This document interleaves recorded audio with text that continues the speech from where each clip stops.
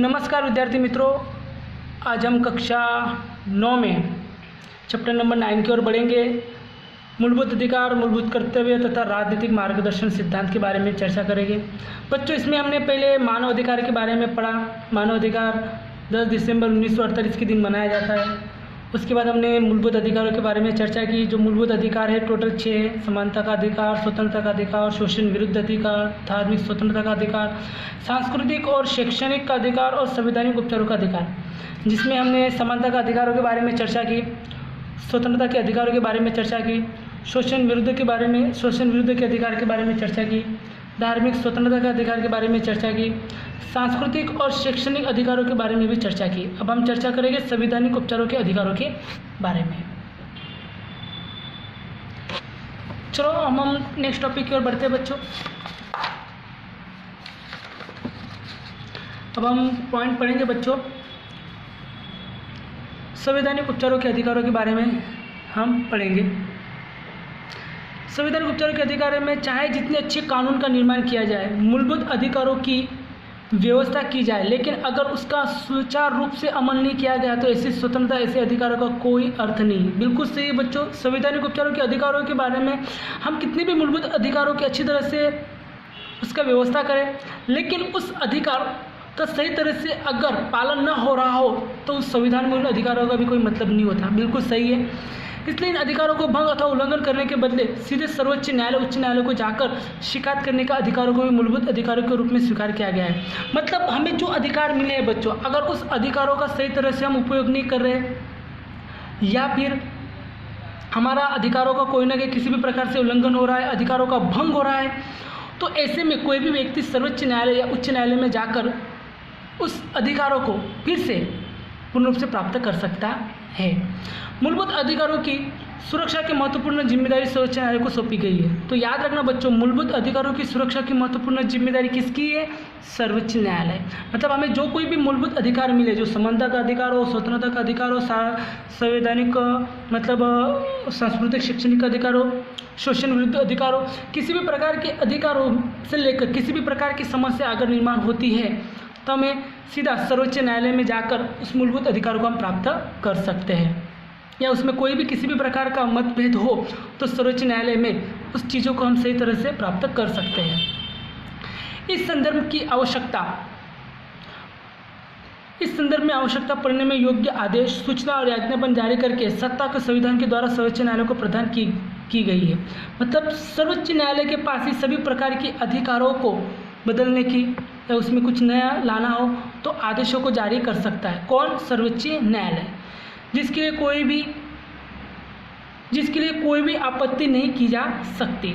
मतलब सर्वोच्च न्यायालय में उसमें बदलाव भी कर सकते हैं, सूचना के द्वारा आज्ञापन पत्र जारी कर सकते हैं या योग्य आदेशों द्वारा भी कर सकते हैं। किसी भी राज्य द्वारा नागरिकों को मूलभूत अधिकारों का उल्लंघन की शिकायत के संदर्भ में योग्य उपाय करना सर्वोच्च न्यायालय के लिए आवश्यक है। अगर किसी भी हमारे देश में रहने वाला कोई भी व्यक्ति, फिर किसी भी धर्म, जाति, प्रदेश का, लिंग का हो, अगर उसके अधिकारों का उल्लंघन हो रहा है तो व्यक्ति सर्वोच्च न्यायालय में जाकर अपने अधिकारों को प्राप्त कर सकता है। नेक्स्ट टॉपिक में कहा गया है बच्चों कि डॉक्टर भीमराव अंबेडकर के बारे में, कि उन्होंने कहा है कि डॉक्टर भीमराव अंबेडकर के अनुसार संवैधानिक उपचारों का अधिकार संविधान की आत्मा के समान है। इंपॉर्टेंट है बच्चों, अंडरलाइन करो, विकल्प में पूछा जाता है या गवर्नमेंट की जीपीएससी के एग्जाम में भी आता है कि डॉक्टर भीमराव अंबेडकर के अनुसार संवैधानिक उपचार का अधिकार संविधान की आत्मा के समान माना गया है। उसकी क्या है बच्चों? आत्मा। संसद कानून के द्वारा इस प्रकार के आदेश जारी करके अन्य सत्ता किसी भी अदालत को सौंप सकती है। राज्य की विधानसभा के द्वारा निर्मित कानून के मूलभूत अधिकारों के साथ सुसंगत न हो तो उसके द्वारा मूलभूत अधिकारों का उल्लंघन होती हो तो सर्वोच्च न्यायालय उन कानून को रद्द कर सकता है। मतलब अगर संसद के द्वारा बनाए गए कानून अगर देश के ऊपर या राज्यों के ऊपर किसी भी प्रकार पर लादा जाता है, अगर उस कानून सुसंगत न हो, पर्टिकुलर कोई एक राज्य से सुसंगत ना हो या नागरिकों को सुसंगत ना होता हो, तो इस समय सर्वोच्च न्यायालय उसमें महत्वपूर्ण भूमिका निभाकर उस कानून को जो संसद ने बनाया है उसे रद्द कर सकती है। पर्टिकुलर एक राज्य के लिए भी हो सकता है या सभी राज्यों के लिए भी हो सकता है। इस प्रकार के अधिकार किसी भी नागरिकों को मूलभूत अधिकारों का उल्लंघन के बदले न्यायालय में जाने का अधिकार और अधिकारों की सुरक्षा प्राप्त करने का अधिकार है। मतलब जो मैंने पहले भी कहा था, अभी भी कह रहा हूँ कि किसी भी व्यक्ति को मूलभूत अधिकारों के संबंधित उसके अधिकार छीने जा रहे हैं या उल्लंघन हो रहे हो, तो ऐसे में वो व्यक्ति अदालत में जाकर अपनी अधिकारों की सुरक्षा कर सकता है और न्यायालय भी उसे पूर्ण रूप से सुरक्षा देगी। आगे पॉइंट में कहा है कि बच्चों, इस प्रकार के संविधान में समाहित मूलभूत अधिकारों को भारतीय नागरिकों को प्रदान किया गया है। मतलब जो जो हमें अधिकार मिले हैं ये सब भारतीय नागरिकों को प्रदान किया गया है। ये अधिकार सरकार यानी केंद्र राज्य के विरुद्ध प्रदान किया गया है। मूलभूत अधिकार हमेशा सभी नागरिकों को प्राप्त होते हैं, परंतु आपातकालीन परिस्थितियों में कुछ मूलभूत अधिकारों को स्थगित किया जा सकता है। राज्य ऐसे किसी कानून का निर्माण नहीं कर सकता जिसके कारण नागरिकों के मूलभूत अधिकारों को समाप्त होते हो।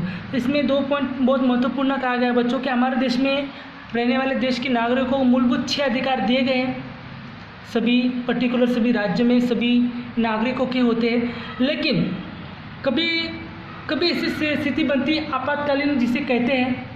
देश में जब आपातकालीन स्थिति निर्माण होती है तो ऐसे वक्त हमारे देश के राष्ट्रपति पर्टिकुलर किसी राज्य को या पूरे राज्यों को या पूरे देश को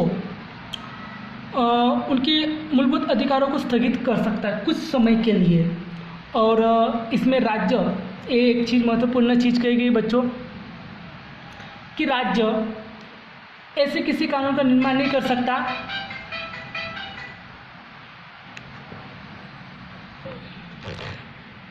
तो इस प्रकार से हमने बच्चों कुल 7 अधिकारों के बारे में चर्चा की जो हमने टॉपिक में पढ़ा था।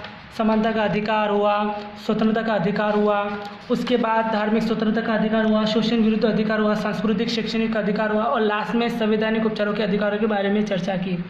तो ये काफ़ी इम्पोर्टेंट है आपके एग्ज़ाम के लिए भी और आपकी ज़िंदगी के लिए भी। आने के मतलब कुछ समय में कुछ चीज़ों में बदलाव होता है, लेकिन ये संविधान के अधिकारी आपको अपनी राह दिखाएंगे। कोई बच्चा आगे पढ़ना चाहे तो इस चीज़ों को काफ़ी विस्तार से पढ़ सकता है, इसके अलग से किताब भी आती है। चलिए अभी के लिए धन्यवाद।